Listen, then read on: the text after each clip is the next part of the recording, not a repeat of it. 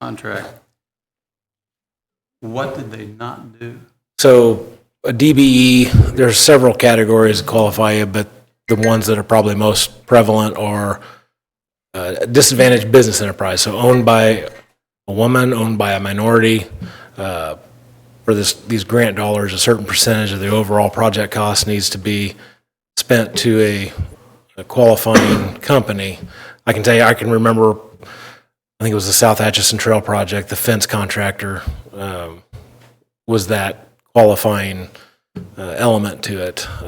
I'm guessing this one, Multicon, is probably not a DBE, or else we would be talking about this right now. And there's probably not a lot of subcontractors on that job. So he'd probably have no option to divert any of it to a DBE business. However, Cause Construction must have fit the bill, so that's where we're at. Can we give them a chance to do that? Give who? The original contractor, see if they can sub some of it? KDOT manages those bids, and they've already tried to negotiate that with Multicon, but Do we rebid it then or anything like that, or they did not. We're short They, on time, but We can't because the state doesn't. state does all that? The state does it.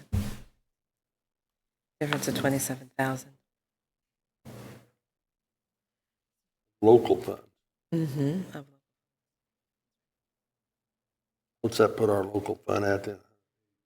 I think that Clinton said that it wasn't significant. Clinton, correct me if I'm wrong, you said that it would not impact our CIP. I mean, it has some effect, but not Some. any sort of.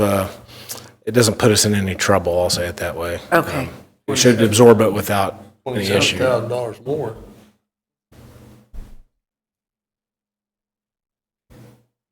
Nothing we can do about it. I am not aware if there is something other than to not award it and not do the project, probably. That's what I mean. The only thing to not do this is to not have a problem.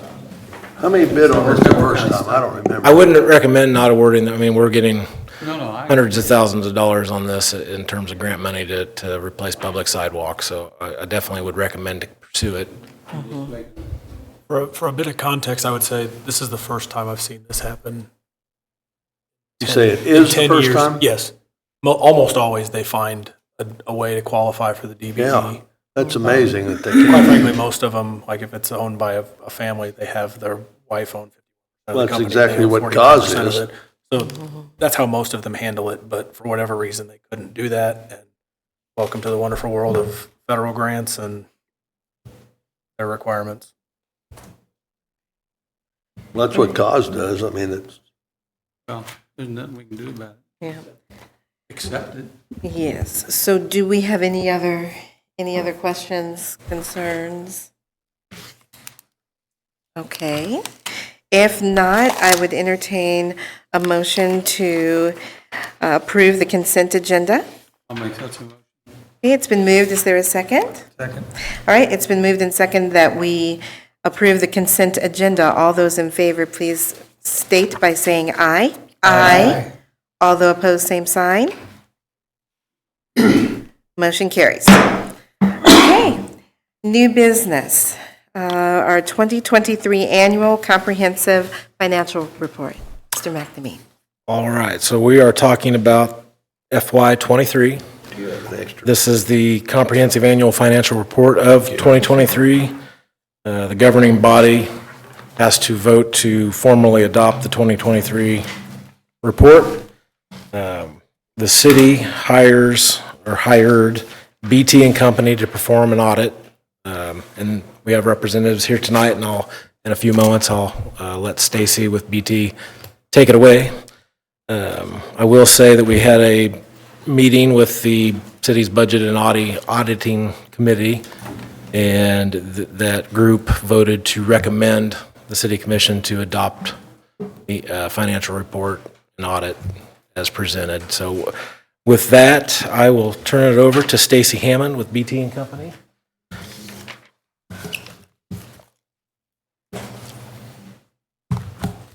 All right, Good afternoon, everyone. I'm Stacy Hammond with BT & Co., the partner on the city's financial statement audit. And with me this afternoon is Trey Shelton, the manager on the audit. I think all of you have a couple of documents in front of you. One of them is a copy of the audited financial statements, and another is a report addressed to the Mayor and City Commission.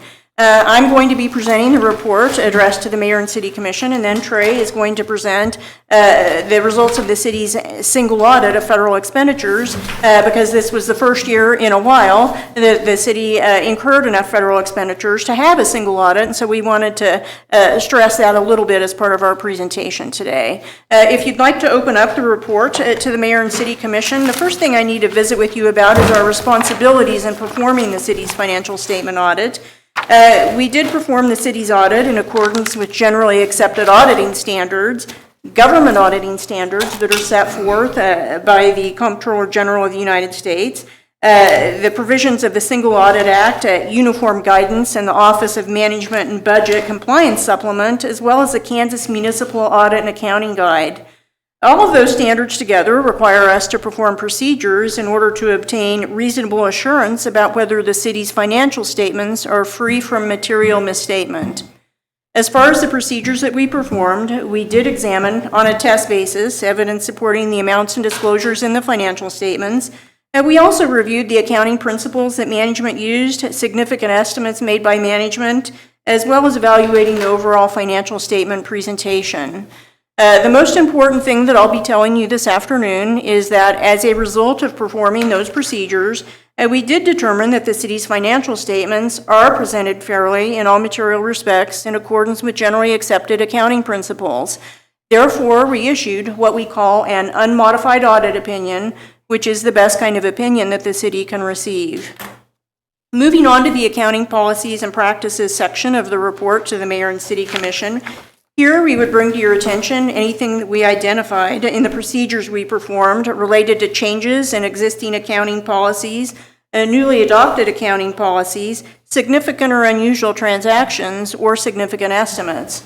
There are two items in this area that we need to discuss this year. The first is that the city did adopt a new accounting standard titled GASB Statement Number 96, Subscription-Based Information Technology Arrangements. This information added assets and liabilities to the city's balance sheet related to software subscription agreements, items that had not previously been recorded on the city's financial statements until the adoption of this new standard. The second item to bring to your attention in this area is that the city has a number of significant accounting estimates that we're required to assess as part of our audit process. These significant accounting estimates are on pages 6 and 7 of the report to the City Commission. Our job as auditors is to make sure that the city has a reasonable process in place to measure and record each of these accounting estimates. And you can see in the basis for our conclusion on the reasonableness of the estimate that for each estimate, we were able to conclude that the city does have a reasonable process in place to measure and record the accounting estimates. Moving back to page 2 of the report, there's a section titled Audit Adjustments. And here we would bring to your attention the fact that we did make several audit adjustments to the city's trial balance that was presented to us to begin our financial statement audit. Most of those adjustments were to convert the city's books from the modified accrual basis of accounting that the city commonly reports on to the full accrual basis of accounting that's required in order to present your report to the Government Finance Officers Association. There was also one uncorrected misstatement that we made, didn't make, I should say, to the city's financial statements. That uncorrected misstatement is listed on the very last 4 pages of this report to the City Commission. We call it an uncorrected misstatement because it was so immaterial that we were not required to record it in the city's financial statements, but we think it's useful for you to see what we didn't record as well as what we did record, so it's included in this information for you today. Where's that at again, man? If you want to see that unreported misstatement, it's on the very last 4 pages of the report to the City Commission. And it's 4 pages long because it hit what we call different opinion units of your government, but it's all one adjusting entry that's allocated across 4 places, if that makes sense. And in those last 4 pages, it is titled Uncorrected Misstatements at the top of those in the heading, so that you can see that that is the uncorrected misstatement that we're referring to there.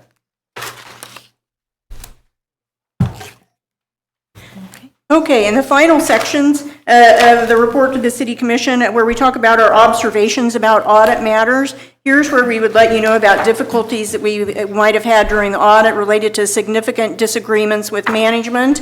I'm pleased to report that we had no significant disagreements with management during the course of the audit. Management was extremely cooperative throughout the entire audit process and transparent in answering the numerous questions that we had. If you flip past page, I think, 7 of report, or I should say, I'm not going to do that yet. I'm going to let Trey present the single audit first because I almost forgot that, and then we'll talk about what's past page 8 of the report. So sorry about that, Trey. I'll let you talk about the single audit. Okay. So I'm going to talk about the results of the single audit, and the single audit was put in accordance and conducted in accordance with the same standards that Stacy mentioned when she began. The city's major federal programs this year within the single audit were its Coronavirus State and Local Fiscal Recovery Funds program, as well as the Airport Improvement Program. These 2 programs together accounted for $765,000 of the $1.58 million expenditures of federal awards that the city had in 2023. For these programs, we audited the city's compliance with the types of compliance requirements described in the Office of Management and Budget's compliance supplement that could have a direct and material effect on those specific programs for the city in the year. Ultimately, it is management's responsibility over the compliance of these major federal programs, including any federal statutes, regulations, and those compliance requirements. It is our responsibility as auditors to express an opinion on the compliance of the city's major federal programs based on those compliance requirements. The most important thing I'm going to say is that as a result of our audits, they determined that the city has complied in all material respects with those compliance requirements related to those 2 major federal programs, specifically over the direct and material requirements. We also, it is important to note that in our opinion, the schedule of federal expenditures of federal awards is fairly stated in all material respects in relation to the financial statements as a whole. Back to Stacy. Okay, now I'll talk about the representation letter. If you go back to the report to the City Commission, after page 8, you're going to see a letter addressed to BT & Co. on the city's letterhead that we call management's representation letter. That letter really puts into writing items that management represented to us throughout the course of the audit. When management signs that letter and returns it to us, it's the signal that the audit's ready to be finalized. We like to include that in your packet so that you can see what was represented to us.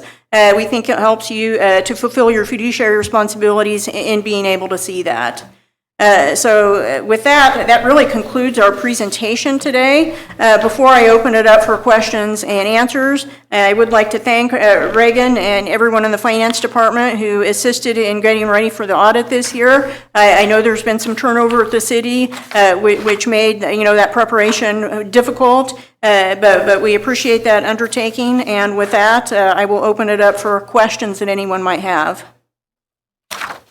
All right, thank you so much. And you said that we have received a rating from you as unmodified audit, which is? Your opinion is what we call an unmodified audit opinion. Okay. And that is the best kind of opinion that the city can receive, yes. Okay.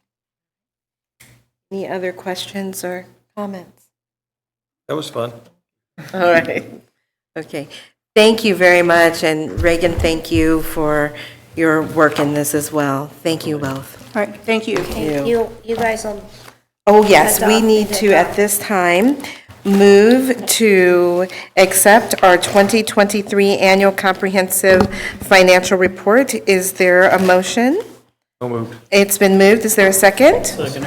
All right, it's been moved and seconded that we adopt the 2023 Annual Comprehensive Financial Report as presented. All those in favor, please state by saying aye. Aye. All those opposed, same sign. Motion carries. Thank you. Clinton? Yes, we will now have resolution number 3393. Mr. All right. McNamee. So Resolution 3393 is to governing bodies communication to communicate their intent to exceed the revenue neutral rate from 24 to 25.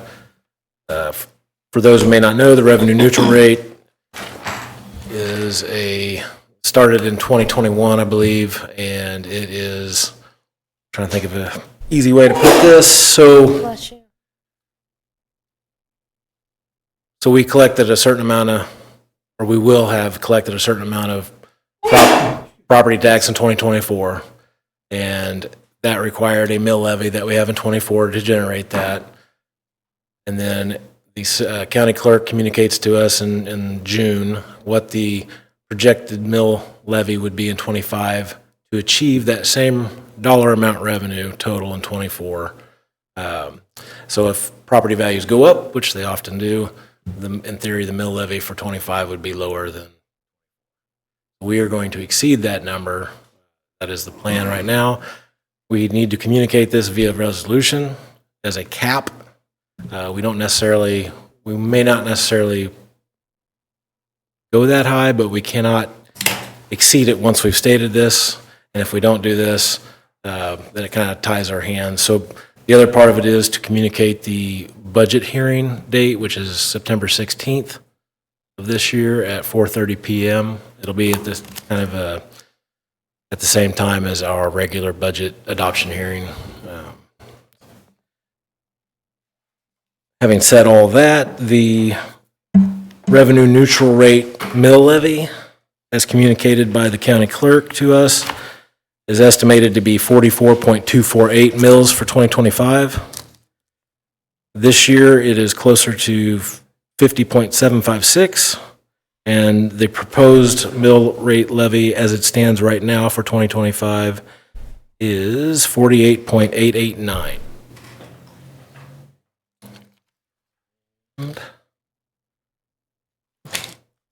I just want to reiterate that this is to communicate our intent to exceed the revenue neutral. This isn't setting the budget or that part of the process yet. Okay, So this is just a legal requirement that we are stating that we Right. will exceed it, but it doesn't mean we have to.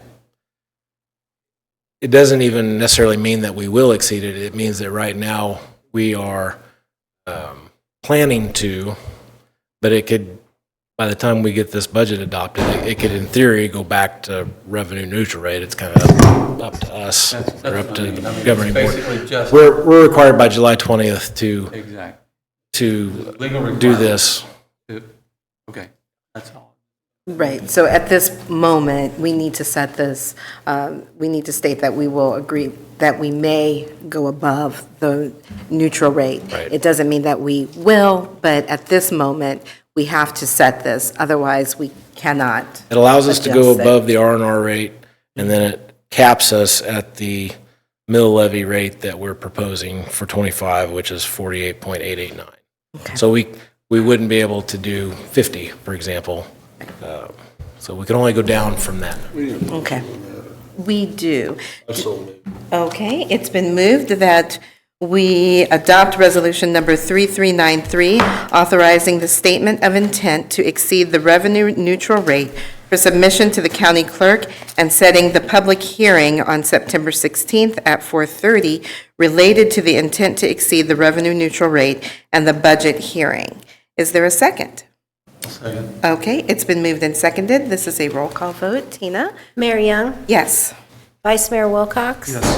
Commissioner Greenlee, Yes. Commissioner Murphy, Yes. Commissioner Slattery. Yes. Thank you. Thank you. All right, thank you, Clinton. Next, we have board openings, which I will present. And at this time, we have several individuals that have offered to serve on our boards. So we'll just take them as we have them in order on our budget packet. All right, does everyone have it will be 9 through 12, I believe. Page 20. 20, page 20. Yes, over here Okay, do somewhere. you have a, yeah, right there. And then do you have, okay, does everyone have it handy? Okay. All right, so the first one is our Board of Code Review. We have 2 appointments, and we have an electrical contractor, Patrick Kearney, and then a plumbing contractor, Nick Tate. Both would like to be reappointed. Do we have a motion to reappoint Patrick Kearney and Nick Tate to the Board of Code Review? So moved. It's been Wait moved? a minute. Yes. Carney's building contractor, not the electric. Yes, he's on the building. He's on the building. I'm so sorry. Yes. So we have 2 openings for building contractors, 1 electrical and 1 plumbing contractor. We do have an Nick- electrical contractor. That's opening. what we have open. What we had apply or applicants was 1 of the building, which is Patrick Carney, and 1 plumbing, which is Nick Tate. So So we still need electrical. we'll still need 1 electrical Okay. and 1 building contractor. So we have a motion. Do we have a second? I'll second it. All right, it's been moved and seconded that we will approve Patrick Kearney and Nick Tate for the Board of Code Review. All those in favor, please state by saying aye. Aye. All those opposed, same sign. Motion carries. Next, we have the Economic Development Advisory Board, and we have 2 citizens that would like to return on that board, Travis Grossman and Matt Lacey. Is there any question? Can we serve on those boards? Bob, are we allowed to serve on those boards if we would like? Well, because if there's a conflict.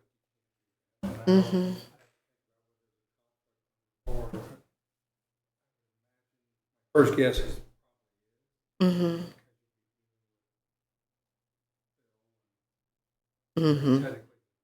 Right, so probably not best practice? Okay, probably not best practice. Does that answer your question, Commissioner? The economic development would. That's what board. we give money. Yeah. Yeah, And then we do. they- Vote on money, then Yeah. Any other questions? Okay, if not, is there a motion to appoint Travis Grossman and Matt Lacey? Okay, is there a second?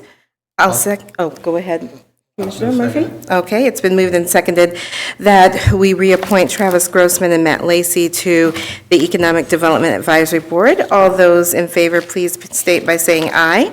Aye. All those opposed, same sign. Motion carries. Next, we have the Housing Authority, and we have Kathy Crockett, who would like to be reappointed to this board. Do we have a question, or is there a motion to accept Kathy Crockett for the Housing Authority Board? Does she work for the Housing Authority? No, No. he works for Community Corrections. Okay. A letter of Okay. interest is in your packet. What? Her letter of interest. Interest is in. I'm sorry, I still didn't hear you. Page 25. Oh, her application, yeah, I didn't get a chance to read it. Okay, it's on page 25. if That's you- okay. All right. Okay, I will move that Kathy Crockett be reappointed to the Housing Authority. Is there a second? Second. Okay, it's been moved and seconded. All those in favor of Kathy Crockett being reappointed to the Housing Authority, state by saying aye. Aye. All those opposed, same sign. Motion carries. All right, next we have the Library Board. This, I believe, is a new interest, Michelle Wilson, citizen at large, to be appointed to the Library Board.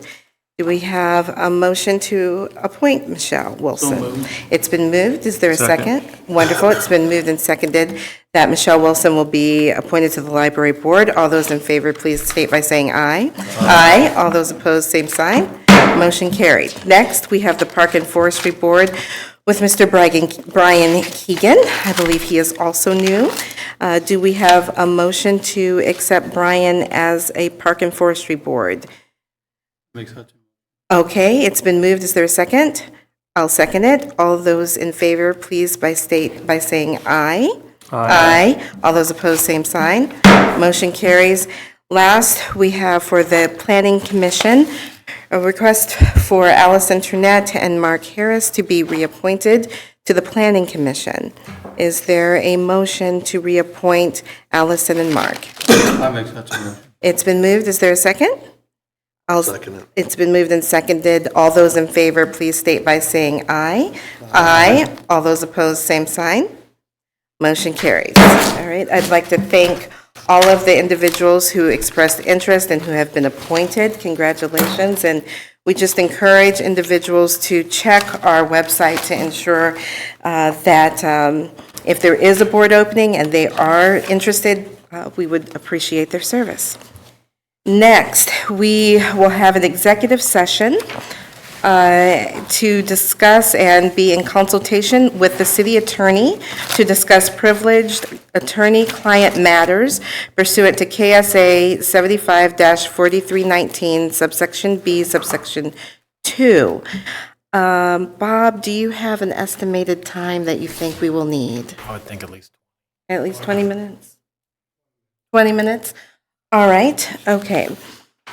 At this time, I would entertain a motion to recess into executive session for consultation with the city attorney to discuss privileged attorney-client matters pursuant to KSA 75-4319, subsection B, subsection 2, with interim city manager Clinton McNamee, city attorney Robert Campbell, consultant Justin Prejean, and David Ager. We will resume at 5:20. Is there a motion? I make such a motion. It's been moved. Is there a second? Second. Okay, it's been moved and seconded that we go into executive session. All those in favor, please state by saying aye. Aye. All those opposed, same sign. Motion carries. We're in executive session.